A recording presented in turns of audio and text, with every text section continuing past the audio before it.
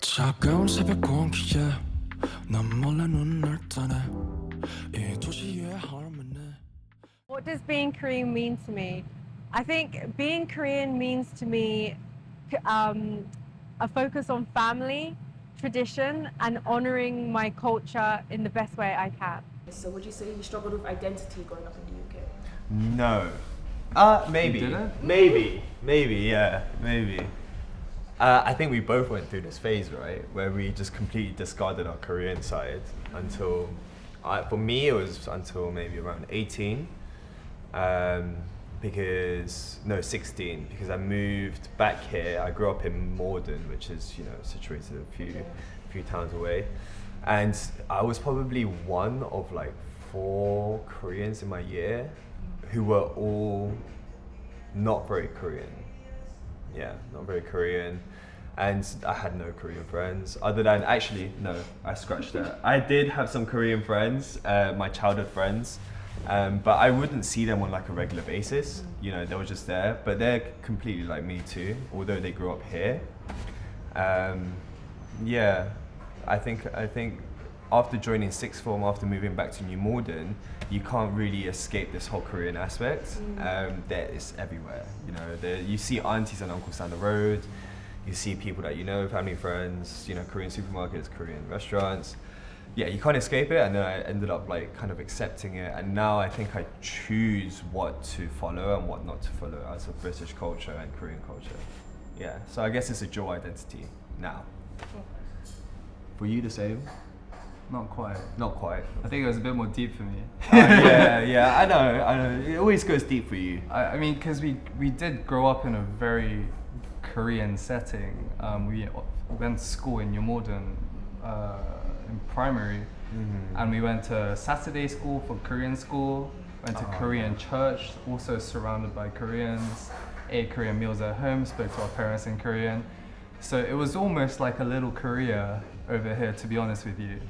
And then at a certain point, actually one of the big like epiphanies for me was when I compared my accent with Dohon, who had like a perfect British accent. Yeah, boarding school accent. Yeah, but still, I was like, you know what? My English sucks. I was like, how does it suck when I was born in England? Yeah. And then at that point, I was like, you know what? I need to focus on like my English heritage too. And so I kind of pushed away from Korean. I tried to speak more English and focus more on how I spoke, how I acted, my thoughts. And then I think it opened up a different world from the Korean and learning to kind of question everything, whether it's British or Korean.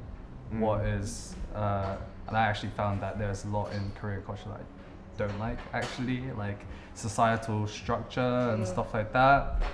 And I think therein lied the identity crisis, because it was like, I'm British, so do I really need to do all of this? And people frown upon you for not adhering to Korean customs, Korean culture, hierarchy.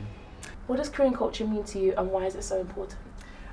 So growing up, I felt like there was a lack of Asian representation, and I felt like as a teenager, we were all kind of grouped into like just one entity.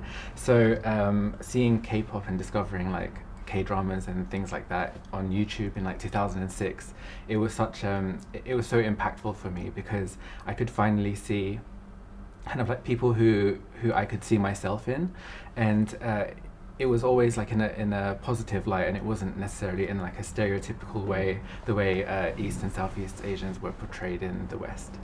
So I was born and raised in Korea, and I spent almost like most of my life in Korea, and I moved to the UK around 2 years ago.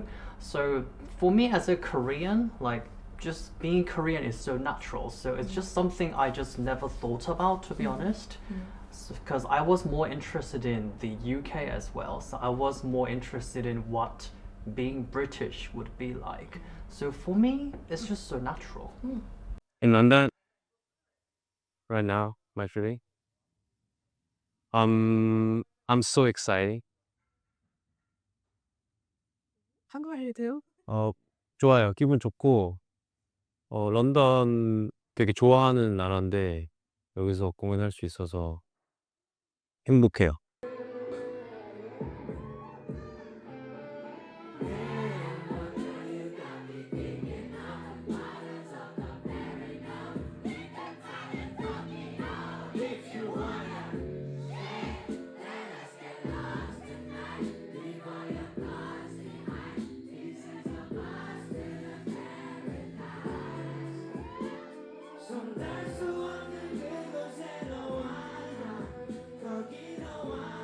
왜 가수가 됐냐고요? 네. 언제?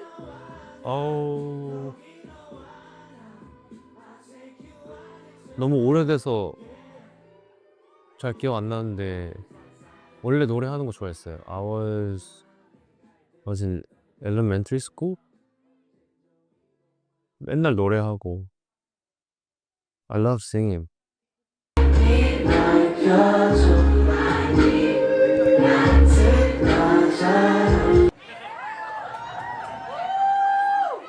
Yeah. No, you're right about everything that you said. I think we still have that crisis. Yeah. To be honest with you. Yeah, you know what? Yeah, I scratched my answer. Actually, no, not completely, but I do choose, you know, who to be depending on who I'm with, depending on what kind of setting, because I've just been exposed to both cultures that much, I guess. So yeah. Social media that Korean culture is more than K-pop and K-dramas, and there is a culture there, and there's layers to Korean culture, and we are not like this perfect, shiny version that has been sold to the world, and there's more to us than that, and that's what I'm trying to unpack on social media.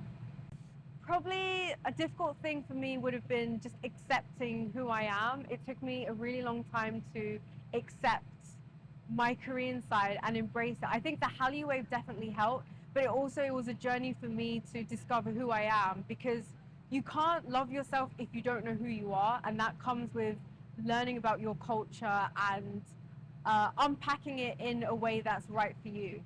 So I was invited by my Korean friends to visit Korea, and they showed me like a whole new world beyond the pop media, and through that I learned the culture, and I discovered hanbok, which is like the traditional clothing, and just seeing how welcoming the hanbok community was, and how much they loved seeing other people like enjoy that part of their culture.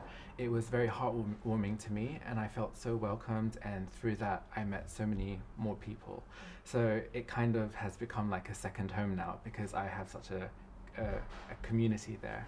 Playground London is a new store that opened up recently. It combines all aspects of popular Korean culture. So we've got skincare, we've got K-Sing, which is a karaoke room noreban, and we've got K-Photo booth and a lot of merchandise directly from Korea. Personalization? No, I don't think it's that special. Do you have an answer for this one? I mean, I think there are multiple things, but I don't want to mark it up as being like a really completely unique thing. Like, for example, being a contemporary Korean restaurant, you don't really get any in your modern, that's contemporary style. Maybe the amount of thought that we put in personally into this, despite the inexperience that we had. My brother had a little bit of a background in like both construction, design, fashion, all of that kind of stuff. So he has an eye for aesthetic, right? And so he was literally here like every single day during the construction process. This, that, we need to design this, oh that's not right, or this is too high, that's too low. So every single thing, including, I actually used to say this to customers when I used to work at the front as well. The number of times he went to B&Q to get different shades of black and mix it together to get the one that he wanted, specifically like a custom shade of black. And he was like, that's not right, it's too dark, it's black. We didn't end up getting it. This isn't it. I ended up scratching it because it costed too much money and it was just out of budget. But yeah, I think the red I ended up getting, but not the black, because black it would have cost way too much money. I think probably the unique thing is the amount of personal touch that has gone into every single aspect of the restaurant. A lot of my friends who come here are like, yeah, I can see you in this restaurant. Like my aesthetics. Yeah, a lot of thought came into this and how we operate and what we offer. I wouldn't class it off as like super unique to us, but yeah, I guess it was just the answer that came to mind. Shock me. I think it's quite stereotypical as a Korean, but when Korean people think about British culture, it's kind of like Bridgerton style or like Harry Potter Bridgerton style, like this kind of culture basically. Yeah, really posh style. So when I arrived in the UK, it's not like a shock, but in a good way. Everything is much more diverse, and British people like embrace diversity, and it's not just about British culture, but I can enjoy much more than just British culture. Like for example, like now unofficial British food is chicken tikka masala. So it's not just British food, like there's much more diversity in it. So I'm just starting to realize while living here that like British culture is not just the culture I always saw as, but much more diverse and international, and much more elements in there. So yeah, that diversity is something I really realize in the UK. Okay. Describe Korean culture in the UK. Can you describe it in one word? I would say community, because there's pros and cons to it, but what I've seen with K culture is that, especially through K-pop, it's brought people together. They've shown interest in music and dance, and just going to events and seeing people just dancing together and really enjoying K culture.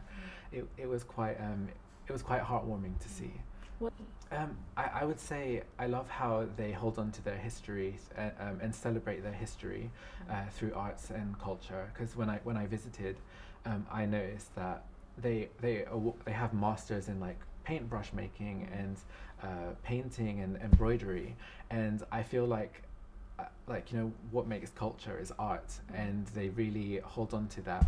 So that's something I really love. Oh, it's a long story. Long story short. We're ready to hear it. Yeah, long story short. My hometown is Busan, which is the second biggest city in Korea, and it's quite far from the capital city, Seoul. And within South Korea as well, there are different regional dialects, and people in different towns, they speak with the different dialects and accents, and they use different words as well. And as a Busan person, as I'm from Busan, I was also quite familiar with the Busan dialect as well. And 10 years ago, I visited the UK for the first time as an exchange student. And I stayed in Preston in Lancashire. And while staying there, I could kind of like encounter and like hear northern accents for the first time in my life. So at first I was so shocked to hear confusing accents, but I found it so fascinating that in the UK as well, there are different regional dialects and people living in different areas speak in different styles. So that really fascinated me and made me really interested in learning more about UK accents and dialects.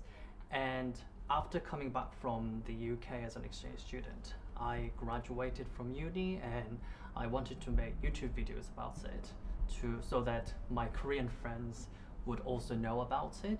So that's how I started to make videos about UK dialects. Okay, nice.